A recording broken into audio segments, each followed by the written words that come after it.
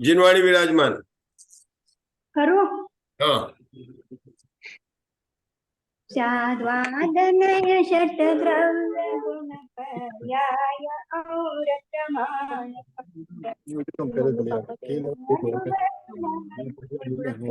साधनय षट्द्रव्य गुण पर्याय और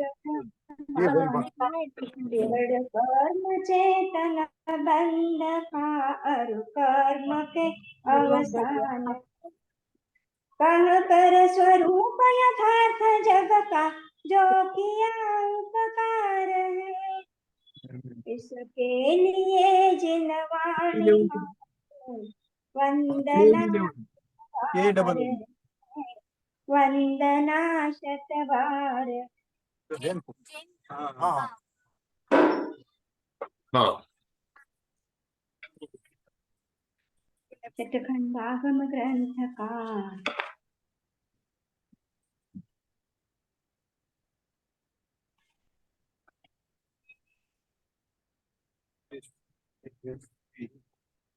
शतखंडागम ग्रंथ को बंदो बारंबार बंध प्रक्रिया नाश कर ऊर्जा अनुभव पार शतखंडागम ग्रंथ का नित्य करूं स्वाध्याय कर्म बंध के नाश का यही श्रेष्ठ उपाय श्रेष्ठ उपाय।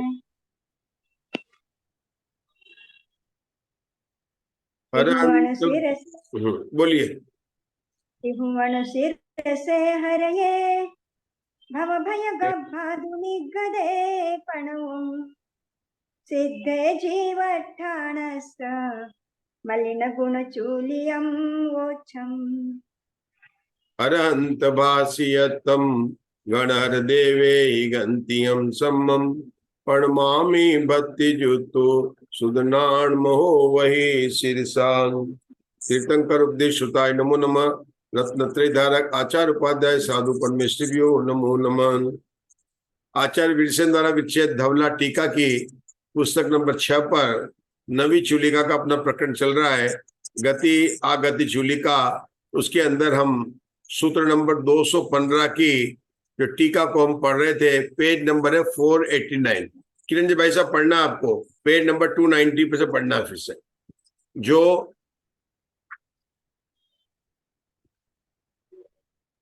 मुझे बोला क्या?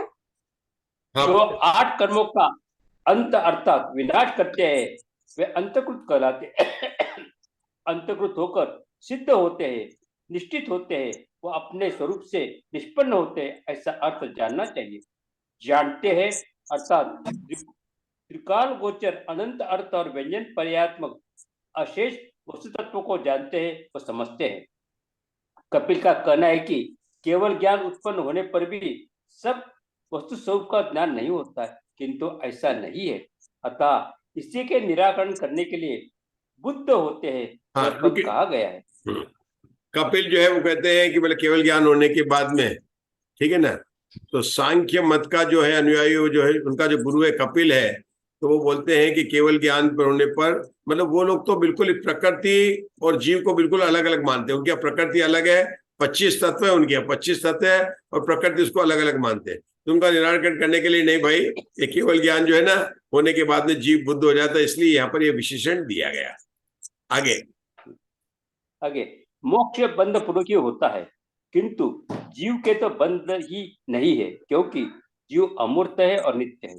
अतएव जीव का मोक्ष नहीं होता, ऐसा नैयायिक, वैशेषिक, सांख्य और मीमांसक का मत है।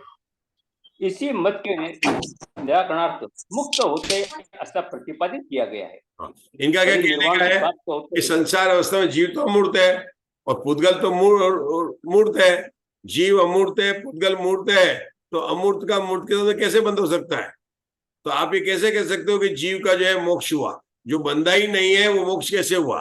जो जेल गया ही नहीं वो जेल से छूटा कैसे? आप तो क्यों, उनका कहना क्या है कि क्या जीव अमूर्त नहीं है? क्या पुद्गल कर्म मूर्त नहीं है? तो मूर्त का अमूर्त के साथ में कैसे बंद हो सकता है? तो कहते हैं कि जब हुआ ही नहीं है तो आप ये कैसे कह सकते हो कि इनका मोक्ष हुआ? मोक्ष तो उसी का होगा जो बंध का होगा। हम लोग क्या मानते हैं? कथनचित बंध मानते हैं। संसार अवस्था में कथनचित बंध है। क्यों बंध है? कि जो कार्मण वर्गणा है वो हमेशा इवन विग्रह गति के अंदर भी 8 कर्म से जीव जा रहा है। जब तक शरीर पर्याप्त पूर्ण नहीं हुई है तब तक भी उसके कार्मण शरीर तो है ना। तो कर्म शरीर हमेशा बंधा हुआ है कि सिद्ध दशा में जब कर्मों का 8 कर्मों से मुक्त होते हैं तभी उसको निर्वाण अवस्था प्राप्त होती है। ये यहाँ पर इन्होंने बताया। तो मोक्ष आगे ऐसा न्यायिक वैशेयिक इनका मत है, मीमांसक का। ऐसे न्यायिक वैशेयिक सांख्य और मीमांसक का मत है। इसी मत के निराकरणार्थम मुक्त होते हैं ऐसा प्रतिपादित किया गया है। हाँ। परिनिर्वाण को प्राप्त होते हैं। इस पद की सार्थकता इस प्रकार है, अशेष बंध का मोक्ष हो जाने पर भी जीव परिनिर्वाण को प्राप्त नहीं होते, क्योंकि उस मुक्त अवस्था में सुख के हेतु शुभ कर्म और दुख के हेतु अशुभ कर्मों का अभाव पाया जाता है। ऐसा दोनों तार्किकों का मत है। इसी तार्किक मत के निराकरणार्थ परिनिर्वाण को प्राप्त होते हैं अर्थात अनंत सुख का उपभोग करने वाले होते हैं ऐसा कहा गया है। रुकेंगे, सुख है ये क्या बता रहे हैं किरण जी? ये इसको समझ लेते हैं। इसमें क्या बता रहे हैं? सुख और दुख संसार अवस्था में जिसके पुण्य प्रकृति का उदय होता है वो सुखी माना जाता है, जिसके पाप प्रकृति का होता है उसके दुख माना जाता है। आप ये कैसे कह सकते हो कि जीव भगवान एक सिद्ध भगवान सुखी है क्योंकि क्या उनके शुभ प्रकृति का वहां पर सद्भाव है? आपने तो अभी भी कहा उनके 8 कर्मों का नाश हो गया, पुण्य पाप दोनों प्रकृति का नाश हो गया, तो आप वहां पर नहीं कह सकते कि उनके सुख है। दुख वहां तो आपका न दुख है और न सुख है। ये जीव कैसा लिया उन्होंने? इन्होंने कहा कि सुख और दुख किसे कहा जाता है? जिनके असता वेदनी आदि पाप प्रकृतियों का उदय है वह जीव दुखी है, जिसके साता वेदनी आदि कर्म प्रकृति का उदय है वह सुखी है। तो सुख और दुख किसकी अपेक्षा से होगा? कि प्रकृति के उदय होने की अपेक्षा से। अब ये कहता है कि आपके क्या मोक्ष में जीव, आपने कहा सिद्ध भगवान सुखी है, तो बताओ उनके कौन से क्या साता वेदनी कर्म का उदय है, कौन सी पुण्य प्रकृति का उदय है? प्रश्न को समझो आप लोग। प्रश्न का उत्तर बहुत जोरदार है। आपने कहा सिद्ध भगवान सुखी हो गए, वहां कर्म ही नहीं है ना, कर्म से मुक्त हो गए वो। हाँ, तो लेकिन शिष्य ये गलत मान्यता उसी को तो करते ना, परिनिर्वाण को प्राप्त होते हैं, मतलब उनके अव्याभास सुख होता है। देखो इनका सिद्ध भगवान का कौन सा सुख है? अव्याभास सुख है। तो केवली भगवान के अनंत सुख का, लेकिन इनके सिद्ध भगवान कौन सा सुख का? अव्याभास। जब सिद्ध भगवान के 8 गुण कौन से बोलते हैं? शायिक सम्यक बोलते हैं, शायिक सम्यक बोलते हैं, अनंत ज्ञान, अनंत दर्शन, बोलिए और कौन सा बोलते हैं? अनंत सुख, शायिक चारित्र, और उसके बाद बोलते हैं अव्याभास सुख, अगुण लघुत्व, अवगानत्व और सूक्ष्मत्व। बोलिए राजेश भाई 8 नाम सिद्ध भगवान को, आप रोज मंदिर दर्शन करते, बोलिए 8 गुण के नाम बोलिए। नहीं तो आपने नमो सिद्धार्थ में एक बार भी नहीं बोला, ऐसा माना जाएगा। एक तो केवल अनंत ज्ञान हो गया जी, अनंत दर्शन हो गया, केवल दर्शन। हाँ, केवल दर्शन, केवल ज्ञान, 2 हो गया बराबर। केवल ज्ञान, केवल दर्शन, केवल सुख नहीं, सुख नहीं शायिक सम्यक। ये आप अनंत भगवान के बोलने लगे। आप हम सिद्ध भगवान की बात अव्यवाद सुख है ना जी। ये अव्यवाद सुख किस कर्म के घात से हुआ? ये साता के ये जो सिद्ध भगवान के जो सुख है, अनंत सुख, वो कौन से? ये तो चारित्र मोह के उससे हो गया ना जी। हाँ, लेकिन सिद्ध भगवान है, बोलिए मुग्धा जी। वेदनीय के, वेदनी कर्म से, क्योंकि वेदनी कर्म का उनका सद्भाव था और वेदनी कर्म के अभाव से अव्यवाद सुख हुआ। बहुत बढ़िया, चलिए आगे का पढ़िए। पढ़ता हूँ। जहाँ सुख है वह निश्चय से दुख भी है, क्योंकि सुख का दुख के साथ अविनाभावी संबंध है, ऐसा दोनों ही तार्किकों का मत है। उसी मत के निराकरणार्थ सर्व दुखों के अंत होने का अनुभव करते हैं ऐसा कहा गया है। इसका अर्थ यह है कि जो समस्त दुखों के अंत अर्थात अवसान को पहुंच जाते हैं, क्योंकि उनके दुखों के हेतुभूत कर्मों का विनाश हो जाता है और स्वास्थ्य लक्षण सुख जो जीव का स्वाभाविक गुण है वह प्रकट हो जाता है। हाँ, जिस स्वास्थ्य की, जिसको कोई बीमारी नहीं होती है उसको कहते हैं स्वस्थ होते हैं। भगवान का लुक कैसा, स्वास्थ्य लक्षण है। अब वो कोई किसी कर्म प्रकृति से कोई उनको रोग नहीं, जन्म मरण का कोई रोग नहीं है, तो उनका जो स्वास्थ्य लक्षण है सुख, ऐसे सिद्ध भगवान जो है अनंत सुखी है, ये बताया है। अब अपने को आगे का सूत्र पढ़ना है, पढ़िए। वो लोग निमित्त नैमित्तिक मानते नहीं, वो हाँ, नहीं मानते वो लोग, नहीं मानते, वो उसकी वजह से सब तो गड़बड़ है। हाँ, पूरी मान्यता ही गड़बड़ है ना। मान्यता बराबर है। दूसरे 217 तिसु वरी मासु पुडविसु नेर इया निर्यादो नेर इया उवा उवा तट्टी दशमाना गदी गदी वो आगच्छन्ति दुवे गदिवो आगच्छन्ति तिरिक्ख गदिम मनुष्य गदिम चेव तिरिक्खेषु उव वंडलया तिरिक्खा केयिम च उपायन्ति। ऊपर की 3 पृथ्वियों के नारकीजू नरक से नारकी होते हुए निकलकर कितनी गतियों में जाते हैं? ऊपर की 3 पृथ्वियों के नारकीजू नरक से नारकी होते हुए निकलकर कितनी गतियों में जाते हैं? ऊपर की 3 पृथ्वियों से निकलने वाले नारकीजू 2 गतियों में आते हैं, तिरंज गति, मनुष्य गति। ऊपर की 3 पृथ्वियों से निकलकर तिरंज में उत्पन्न वाले तिरंज कोई 6 उत्पन्न करते हैं, 6 उत्पन्न करते हैं। यह सब सुगम है। मतलब क्या बताएंगे, अब बताओ। अब तीसरी पृथ्वी, पहले 3 पृथ्वी पर आ गए, अब तीसरी पृथ्वी से निकला हुआ नारकी क्या तिरंज हो सकता है, नहीं हो सकता है? हो सकता है ना, हो सकता है। कि बिल्कुल सही बताया आपने। आप मना क्यों कर रहे हैं, हमारे कसू जी मना क्यों कर रहे हैं? हो सकता है। और मनुष्य हो सकता है, नहीं हो सकता? हो सकता है ना, दोनों हो सकते हैं। तब आचार्य अब क्या सूत्र बताएंगे? अपन 2 दिन से पढ़ रहे हैं और सूत्र पढ़े, अब कौन से सूत्र आएंगे? बिना पढ़ना नहीं, अब क्या क्या बातें आएंगी बताओ। कि तिरंज जो उत्पन्न होते क्या क्या उत्पन्न करते हैं? कि वो मिथ्या दृष्टि है तो मिथ्या दृष्टि रहे, कोई चाहे तो वहां पर जाके सम्यक को भी प्राप्त कर सकता है, चाहेगा तो क्या करेगा, 5वां गुण स्थान भी प्राप्त कर सकता, मतलब ये सब चीजें प्राप्त कर सकता है। जब मनुष्य से उत्पन्न होगा तो उसमें क्या क्या बातें आएंगी? अभी अपने पढ़ा नहीं, पहले सोच रहे हैं। अशोका जी बताने वाले हमको। मतलब 3 पृथ्वी से जीव निकल के आ रहे हैं, तिरंज भी हो गए तो मनुष्य भी हो गए। आचार्य जो आगे के सूत्र आने वाले हमने पढ़े नहीं, बिना पढ़े सोच रहे हैं कि तीसरी पृथ्वी में क्या बात आएगी, तिरंज संबंधी क्या बात आएगी? कि वहां से निकला हुआ जीव सम्यक दृष्टि भी हो सकता है, मिथ्या दृष्टि भी हो सकता है। सम्यक दृष्टि है तो क्या कर सकता है? वो तो सम्यक दर्शन रहेगा, लेकिन वो 4थे गुण स्थान वाला है तो 5वें गुण स्थान में जा सकता है, क्योंकि तिरंज तो 5वें गुण स्थान तक जा सकता है। और लेकिन सम्यक दृष्टि नहीं होगा, क्योंकि सम्यक दृष्टि मनुष्य होगा। जो तिरंज में जा रहा हो मनुष्य, वो मिथ्या दृष्टि होगा, तो वहां जाके सम्यक दृष्टि हो सकता है, 4था गुण स्थान प्राप्त कर सकता है, 5वां गुण स्थान प्राप्त कर सकता है। ये बातें वहां आएंगी। लेकिन अगर मनुष्य है तो मनुष्य दोनों हो सकते हैं, मिथ्या दृष्टि भी हो सकता है, सम्यक दृष्टि भी हो सकता है। तीसरे गुण स्थान से निकला हुआ सम्यक दृष्टि तो मनुष्य होगा, लेकिन मिथ्या दृष्टि भी हो सकता है। तो वो क्या कहेगा, जो मिथ्या दृष्टि है वो सम्यक दृष्टि हो सकता है। और क्या हो सकता है?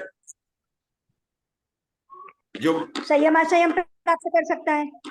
और क्या हो सकता है? बस दान नहीं है इसलिए वो असंख्यात आयु वाली उसमें नहीं जाएगा।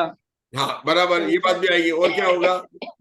सही बताया, गर्भज ही होगा, संयम धारण करेगा, अंतर्भूत होगा। हाँ सही बताया, संयम धारण कर सकता है, हाँ कर सकता है, बिल्कुल कर सकता है। हाँ, केवल ज्ञान कर सकता और है। क्या, और क्या होगा? अंतर्भूत केवल मोक्ष जा सकता है। मोक्ष जा सकता है। मोक्ष आ सकता है, मतलब केवल ज्ञान को प्राप्त कर सकता है। बहुत बढ़िया, आपको बहुत अच्छा बताया। और क्या कर सकता है? निर्वाण प्राप्त, तीर्थंकर पर भी बन सकता है, तो तीसरे नरक तक के जीव निकल के तीर्थंकर बन सकते हैं। तो यहाँ पर अभी ये बात आएगी है, सब आने वाली है। आप लोगों को थोड़ा विचार करना पहले से। तीसरे नरक से निकला है तो तीर्थंकर भी हो सकता है, मनुष्य है, लेकिन ये ना ये बातें आएंगी। जब आप पढ़ेंगे आगे तो आपको ये बातें बिल्कुल समझ में आने वाली है। चलिए पढ़िए राजेश भैया आगे का 220 नंबर का सूत्र। ऐसा एक क्या लिया सिर्फ उन्होंने जी सृजन कोई छह उत्पन्न कर, छह उत्पन्न क्या करते हैं? हाँ, क्या क्या उत्पन्न करते हैं, मतलब क्या क्या बनते हैं वो सम्यक दृष्टि हो सकते हैं, नहीं हो सकते हैं, 5वें गुण स्थान जा सकते हैं, नहीं, मतलब देश स्वयं लब्धि उत्पन्न कर सकते हैं, कर सकते हैं। ये बातें अभी आगे आने वाली है। है ना, अपन ने पहले ही सोच लिया है। हाँ चलिए 220।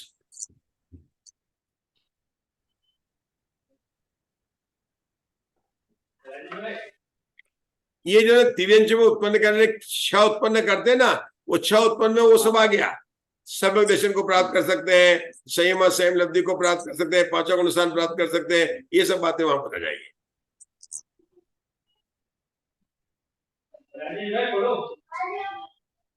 मतलब कर्म में उत्पन्न होते हैं, संख्यात वर्ष वाले आयु में होते सकते हैं, ठीक है ना, असंख्यात वाले में नहीं होंगे, पर्याप्त ही होंगे, सम्यक दर्शन को प्राप्त कर सकते हैं, पांचों गुणस्थान को प्राप्त कर सकते हैं। ये सब बातें जो पहले बताई थी वो इस सूत्र का उत्तर है, क्योंकि पहले बता चुके हैं, इसलिए आचरण का सुगम है।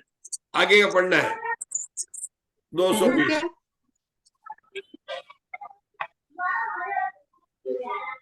पढ़िए कसर जी, पढ़िए मनु सूत्र नंबर 220। हाँ। मनुष्येषु उववर्णलया मनुष्या केयी में का रस उपएस्ति केयी केयी अभिनिबोहि यना प्राण मुप्पायन्ति केयीं सुदनान मुप्पायन्ति केयीं मनपज्जव नान मुप्पायन्ति केयीं मोहिनान उपायन्ति केयीं केवलनान मुप्पायन्ति केयीं सम्मामिच्छात् मुप्पायन्ति केयीं सम्मत्तमुप्पायन्ति केयीं संजमा मुप्पायन्ति केयीं संजममुप्पायन्ति नो बलदेवत्तं नो वासुदेवत्त मुप्पायन्ति नो चक्रवर्तित्त मुप्पायन्ति केयीं तीर्थयन्त मुप्पायन्ति के इमत्त यदा होदुन सिंझत्ति भुज्यत्ति मुच्छत्ति परिनिवाण यन्ति सर्व दुःखानम् अनंत परिवाज्य नहीं, अनंत नहीं है, सब दुखान मंतम, सुख सब दुखों का अंत करते हैं, सब दुखानम अंतम, सर्व दुःखानमन्तं परिवज्जयन्ति। क्या लिखा? सुगम में दम। लो अब बताओ इसमें क्या? हाँ, उन्होंने आचार्य ने तो बोल दिया सरल है ये, अब आपको बताना पड़ेगा क्या इसके अंदर आया है। इसमें बताया कि क्या क्या उत्पन्न करता है, क्या नहीं करता है, वो तो सही है। हाँ, ऊपर की 3 पृथ्वियों से निकलकर मनुष्य में उत्पन्न होने वाले मनुष्य कोई 11 उत्पन्न करते हैं, कोई अभिनिबोध ज्ञान उत्पन्न करते हैं, कोई श्रुत ज्ञान उत्पन्न करते हैं, कोई मनपर्याय ज्ञान उत्पन्न करते हैं, कोई अवधि ज्ञान उत्पन्न करते हैं, कोई केवल ज्ञान उत्पन्न करते हैं, कोई सम्यक मिथ्यात्व उत्पन्न करते हैं, कोई सम्यक उत्पन्न करते हैं, कोई संयम उत्पन्न करते हैं, कोई संयम उत्पन्न करते हैं, किंतु वे जीव न बलदेवत्व उत्पन्न करते हैं, न वासुदेवत्व उत्पन्न करते हैं और न चक्रवर्तीत्व उत्पन्न करते हैं। कोई तीर्थंकर उत्पन्न करते हैं, कोई अंतकृत होकर सिद्ध होते हैं, बुद्ध होते हैं, मुक्त होते हैं, परिनिर्वाण को प्राप्त होते हैं, वह सर्व दुखों के अंत होने का अनुभव करते हैं। यह सूत्र सुगम मुझे नहीं है, यह सूत्र सुगम है, मुझे नहीं है। हाँ। आप लोगों को सुगम है, मुझे सुगम नहीं है, आपको समझाना पड़ेगा बिना देखे। या वो बोला है कि ये तीर्थंकर तो उत्पन्न कर, तीर्थंकर प्रकृति तो उनको हो सकती है, तीर्थंकर बन सकते हैं, पर ये बाकी के वासुदेव, चक्रवर्ती, बलदेव ये नहीं हो सकते। मतलब 63 शलाका पुरुषों में सिर्फ एक तीर्थंकर को लिया है, बाकी को नहीं लिया है। बहुत बढ़िया। इससे कहता है कि जितने भी 63 शलाका पुरुष होते हैं उसमें तीर्थंकर का जीव नरक से भी आ सकता है और स्वर्ग से भी आ सकता है, लेकिन चक्रवर्ती, बलदेव, नारायण और प्रतिनारायण ये नियम से स्वर्ग से आते हैं। जाने के रास्ते अलग अलग है, लेकिन आने के रास्ते मतलब सारे शलाका पुरुष ऊपर से तो आते, स्वर्ग से आते हैं, केवल तीर्थंकर का जीव जो नरक से भी आ सकता है, इसलिए उन्होंने बोला कि नरक से जो है, उन्होंने जो मैंने बताया उन्होंने बहुत अच्छा यही पॉइंट यहाँ पर मुख्यतः प्रीति जी आपने बताया, बहुत बहुत आपकी अनुमोदना, मतलब बहुत बढ़िया। चलिए हाँ, अब आगे का पढ़ना प्रीति जी, आप ही पढ़िए 221 नंबर का सूत्र। जी, तिरिख मणुसे ही कालगद समाना कदी गदियो गच्छन्ति। यानी तिर्यंच व मनुष्य पर्यायों से मरण करके कितनी गतियों में जाते हैं। तो ये 2 सूत्र है। 222वां चत्तारी हाँ, गतियों इनको दोनों गच्छन्ति। सामान क्यों एक साथ शामिल क्यों कर लिया? तिर्यंच और मनुष्य मरकर कौन से पर्याय में जा सकते हैं? तो तिर्यंच और मनुष्य चारों गतियों में जा सकते हैं, इसलिए उन्होंने एक साथ ले लिया। अब ना तिर्यंच मर का तिर्यंच हो सकता है, तिर्यंच का मनुष्य हो सकता है, तिर्यंच मर का देव हो सकता है, तिर्यंच मर का नारकी हो सकता है, मनुष्य भी हो सकता है, इसलिए उन्होंने एक सूत्र बना दिया। आगे का पढ़ना। चत्तारी गतियो गच्छन्ति निरय गतिम तिरख गतिम मनुष्य गतिम देव गतिम चेति। अब 223वां है निरय देवेषु उवर्णलया निरय देवा कईम पंचमुपयन्ति केयम अभिनिभोई बोह्यणाणमुपयन्ति केयम सुदणाणमुपयन्ति केयम ओहिणाणमुपयन्ति केयम सम्मामिच्छामुपयन्ति केयम सम्ममुपयन्ति सुगमम मेघम। तिर्यंच व मनुष्य मरण करके चारों गतियों में जाते हैं, नरक गति, तिर्यंच गति, मनुष्य गति और देव गति। तिर्यंच व मनुष्य मरण करके नरक व देव में उत्पन्न होने वाले नारकी व देव कोई 5 उत्पन्न करते हैं। कोई अभिनिबोधिक ज्ञान उत्पन्न करते हैं, कोई शुद्ध ज्ञान उत्पन्न करते हैं, कोई अवधि ज्ञान उत्पन्न करते हैं, कोई सम्यक मिथ्यात्व उत्पन्न करते हैं और कोई सम्यक्त्व करते हैं। समझ में आया क्या बता रहे हैं? इनकी भाषा की तो बहुत सरल, क्या बता रहे हैं? कौन बताएगा? चलो फिर से पढ़ो, ये कौन पढ़ेगा? फिर से इसको आशा में फिर से पढ़ो। मुग्धा जी बता रहे हैं, मुग्धा जी बता रहे हैं। बताओ बताओ बताओ। हाँ, तिर्यंच व मनुष्य मरण करके नरक में जाएंगे या देव में जाएंगे। वहां पे जाने के बाद वो मति ज्ञान उत्पन्न करेंगे, शुद्ध ज्ञान उत्पन्न करेंगे या अवधि ज्ञान उत्पन्न करेंगे या फिर सम्यक मिथ्यात्व तीसरा गुण स्थान उत्पन्न करेंगे या फिर सम्यक्त्व को उत्पन्न करेंगे। ऐसी 5 बातें बता दी। कहां पर आकर?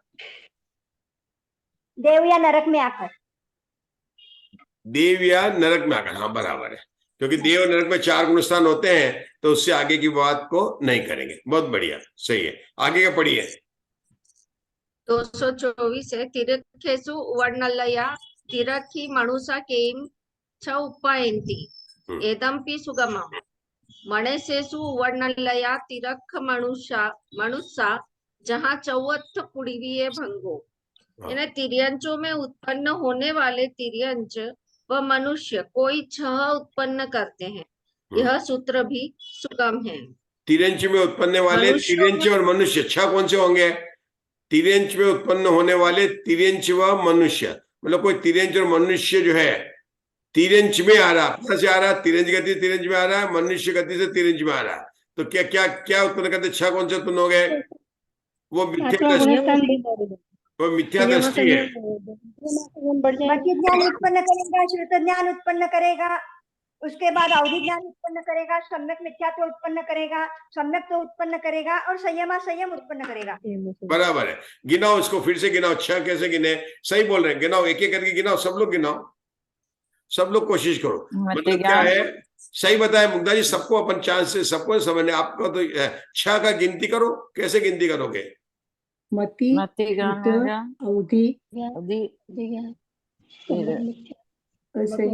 एक एक करके बोलो। जैसे अभी बोल रहे हैं, कौन से बताए? ममता जी बोल रहे हैं, बोलो ममता जी, एक एक करके बोलो। 6 बोलना है।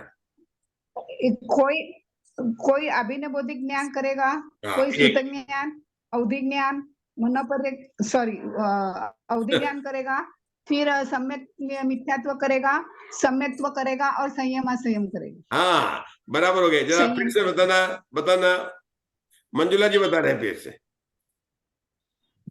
कोई मति ज्ञान उत्पन्न करेगा, कोई शुद्ध ज्ञान उत्पन्न करेगा, फिर कोई अवधि ज्ञान उत्पन्न करेगा, कोई सम्यक मिथ्यात्व को उत्पन्न करेगा, और कोई सम्यक्त्व को, और छठा कोई संयम को उत्पन्न करेगा।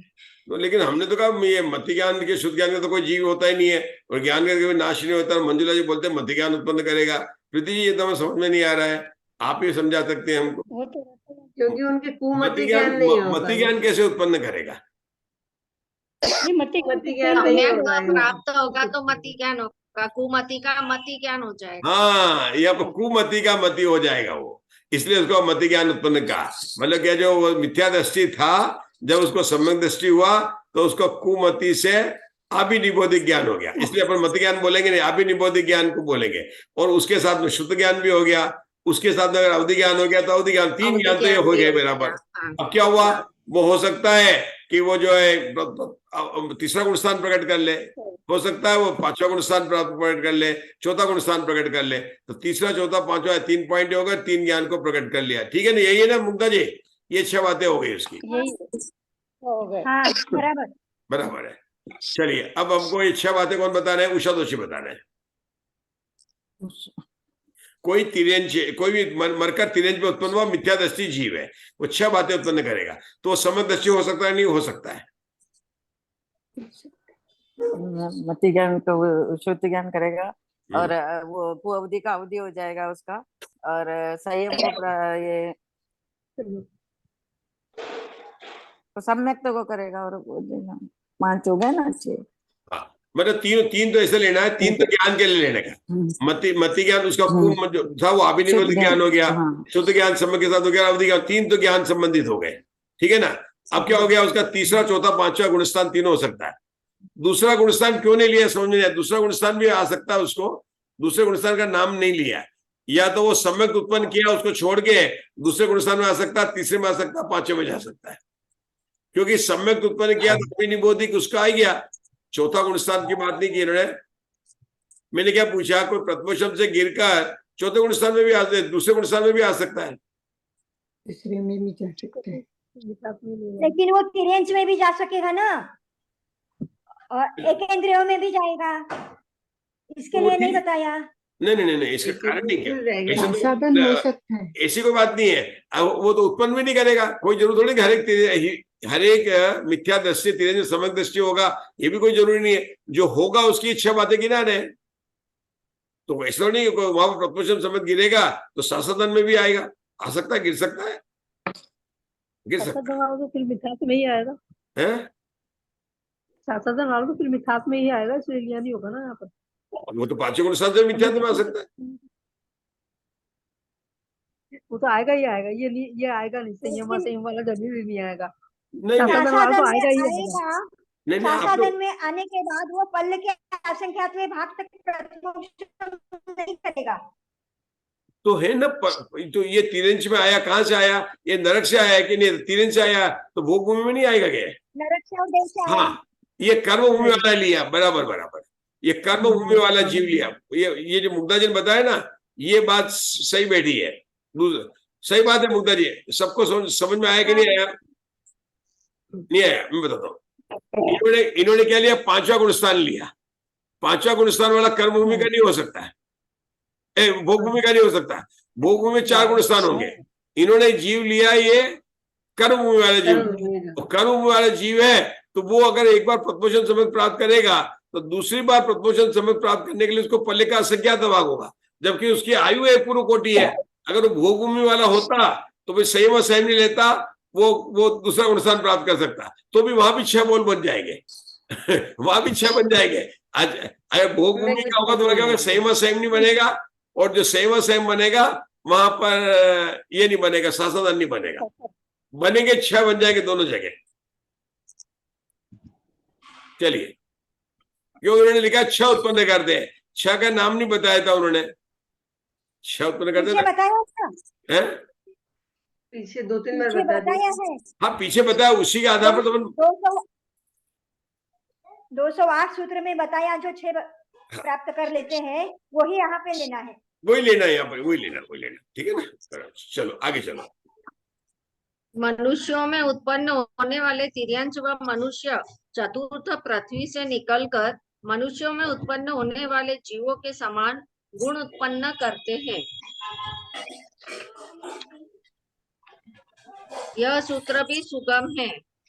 मनुष्यों में उत्पन्न होने वाले, मतलब कहाँ पर आ रहे? मनुष्य में। तिर्यंच व मनुष्य, मतलब तिर्यंच से कोई मनुष्य बना, मनुष्य कोई मनुष्य बना, या चौथी चतुर्थ पृथ्वी से निकलकर ये मनुष्य बना, तो उन सबके गुण जो समान होते हैं, मतलब ये इन्होंने एक साथ सूत्र बनाया। अब अपना समय हो गया, अपन तो सुगम है, अपन फिर से लॉगिन करते हैं, 226 से आगे की प्रार्थना करेंगे।